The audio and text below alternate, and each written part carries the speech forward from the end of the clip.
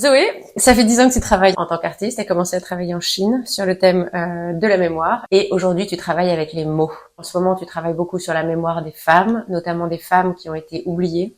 Donc, je voudrais que tu me parles de ce thème des éclipsés, de savoir comment tu as travaillé, comment tu t'es intéressée à ces femmes. Je crois que ça vient de mon éducation. J'avais d'un côté une mère féministe, très 68arde, et de l'autre côté une grand-mère qui était une femme de son époque, sans droit de vote, sans compte en banque, devant demander à son mari pour travailler. Et je pense que cette dualité a aiguisé mon envie de comprendre comment des femmes ont pu être libres à des époques où elles avaient très peu de liberté. Et donc, du coup, tu fais un travail de recherche énorme. Et donc, tu t'intéresses aux femmes auteurs, aux femmes écrivains, aux femmes ingénieurs. En effet, j'ai commencé mon travail avec des historiens, des archivistes à base de livres, où j'ai commencé à créer ces lignées de femmes. Donc, j'essaye de sélectionner 10 femmes de l'Antiquité à nos jours dans différents métiers. Donc, des aventurières, des auteurs, des philosophes, des femmes engagées, des scientifiques, des médecins, des artistes évidemment, des photographes, des compositrices. Dans toutes les recherches que tu fais sur ces femmes qui ont été oubliées, tu écris leurs noms sur des sculptures, ou bien tu organises des performances avec 10 femmes qui écrivent le nom de ces femmes à la craie au sol. Donc ces performances, tu les as faites au Centre Pompidou, tu les as faites au Musée d'Art Moderne, à Harvard. Est-ce que tu peux me parler de ces deux facettes de ton travail qui sont la performance et la sculpture? Par rapport à la mémoire, je me suis rendu compte que finalement, j'avais deux formes, donc la performance et la sculpture, qui correspondaient un peu à nos deux fonctionnements de mémoire. Il y a tout ce qu'on retient, tout ce qui se grave dans notre mémoire, et puis il y a tout ce qui s'efface et qu'on oublie. Et finalement, la sculpture, il y a ce côté gravé dans le bronze, éternel. On peut enterrer une sculpture en bronze, il n'y aura pas d'altération. Le seul moyen de détruire une sculpture en bronze, c'est de la faire fondre, ce qu'on a fait pour les guerres.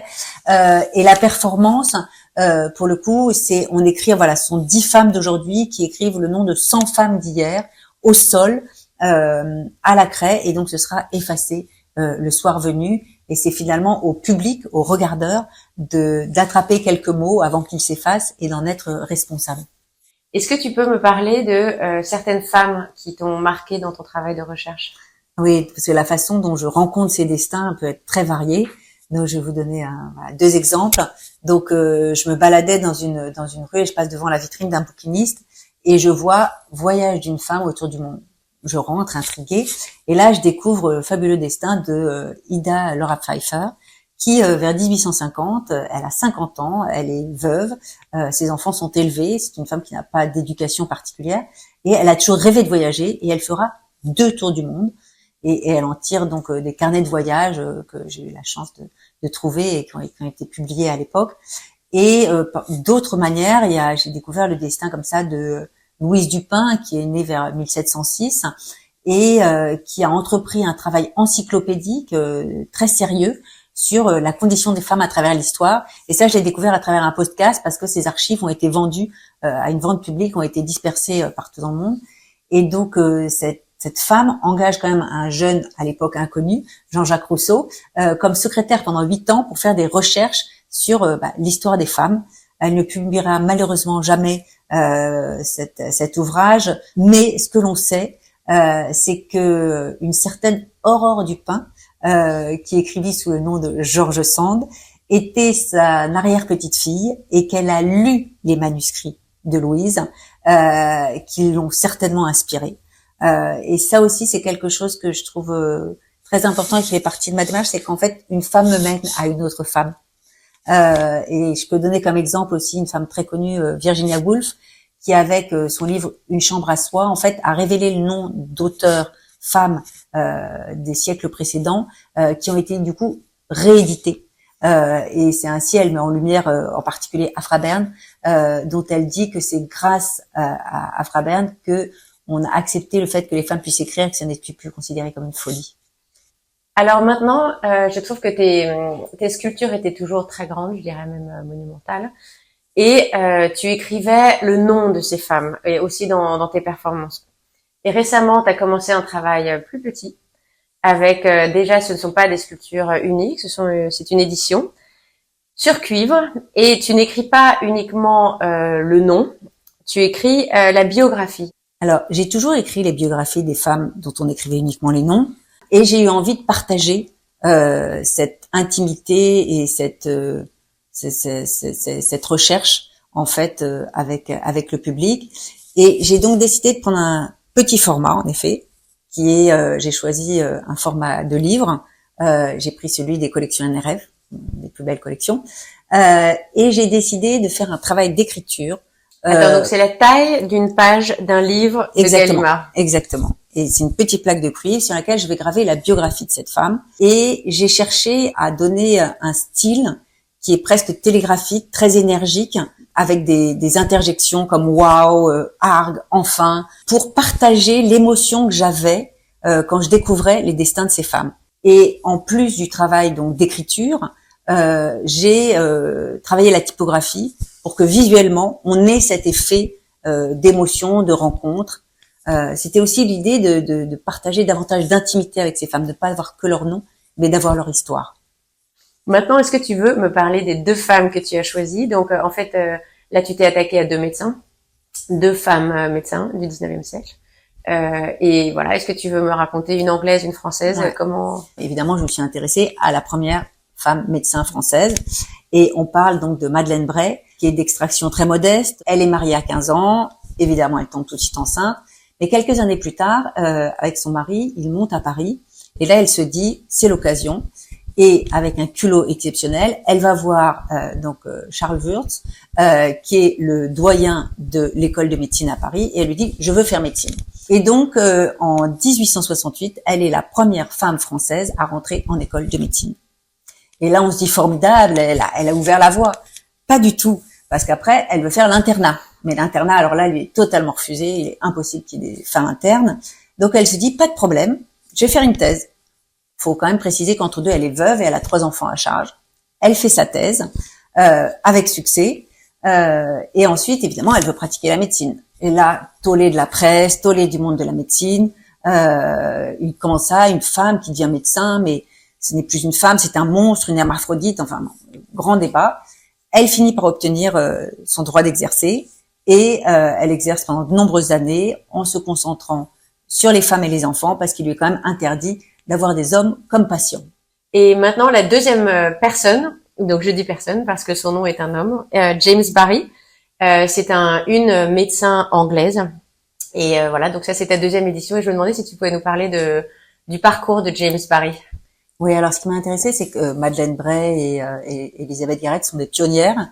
Et je voulais aussi adresser le sujet des femmes qui ont dû se masquer leur féminité afin de réaliser les métiers qu'elles voulaient exercer. Et James Barry fait partie de ces femmes. On a très peu d'informations sur sa jeunesse, les pistes sont très brouillées, mais on sait qu'elle prend le nom de son oncle, James Barry, qui était un peintre anglais connu à l'époque. Elle fait médecine, on ne sait pas trop comment elle se débrouille. Elle rentre dans l'armée. Et elle devient un des grands médecins de l'Empire britannique. Dans les faits extraordinaires, on peut noter que c'est elle qui a réalisé la première césarienne où et la mère et l'enfant ont survécu, donc sur le continent africain. C'était aussi quelqu'un qui avait une très grande empathie, ce qui était assez rare pour les médecins de l'époque, autant évidemment pour les militaires qu'elle soignait que pour les populations locales. Elle était végétarienne, on ne connaît pas d'histoire d'amour avec des femmes. Donc il y avait tout un faisceau comme ça d'informations qui semait un peu le doute sur qui était James Barry. Enfin, en tous les cas, c'était quelqu'un de très décalé par rapport à son époque. Et à son décès, la femme qui prépare son corps répand dans la presse le fait qu'il s'agissait d'une femme.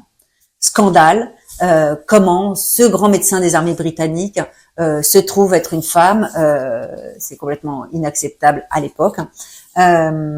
Et tout de suite, la réaction de l'armée britannique, c'est de mettre sous scellé les archives concernant James Barry pendant 100 ans. Donc encore aujourd'hui, il y a des chercheurs et des historiens qui travaillent dessus, et on ne sait pas si elle était hermaphrodite ou femme. En tous les cas, elle n'était pas un homme. Et en fait, dans le thème des éclipsés, moi, ce que je trouve merveilleux dans l'utilisation du cuivre, qui est un matériau très particulier, c'est que bon, le cuivre, c'est pas un choix accidentel. Finalement, tu aurais pu choisir le marbre, tu aurais pu choisir plein d'autres matériaux. C'est un matériel qui est extrêmement solide, donc quand on grave dedans, les mots restent. C'est un matériau qui est conducteur. Et une découverte que j'ai fait totalement récemment, c'est en ayant une plaque à côté d'une fenêtre. Paradoxalement, le soleil éclaire la plaque, l'éblouit, donc la biographie disparaît de la plaque, et le soir, elle réapparaît avec le mouvement de la lumière, en fait. Et finalement, c'est correspond exactement au thème des éclipsés. Maintenant, je me demandais quels étaient tes prochains projets. Alors, j'ai la chance d'être invitée à faire une exposition et une performance à Kuala Lumpur au printemps prochain. Ça va être l'occasion pour moi d'ouvrir une nouvelle liste sur les femmes malaisiennes.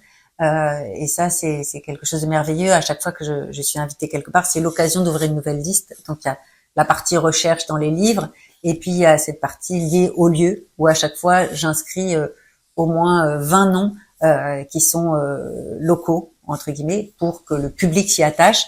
Et donc, à Kuala Lumpur, il va y avoir des Malaisiennes. Quand j'ai été invitée à Harvard, il y a eu une liste de Bostoniennes.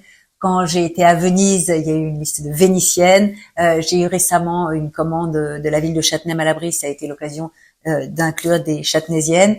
Et quand j'ai fait la performance à Hangar Y, eh bien, j'ai découvert les aéropostières, qui étaient des femmes qui montaient comme ça dans les ballons. Ah oui. Écoute, merci Zoé, c'était un plaisir de t'entendre parler de ton travail. Merci Comme Victoria. toujours.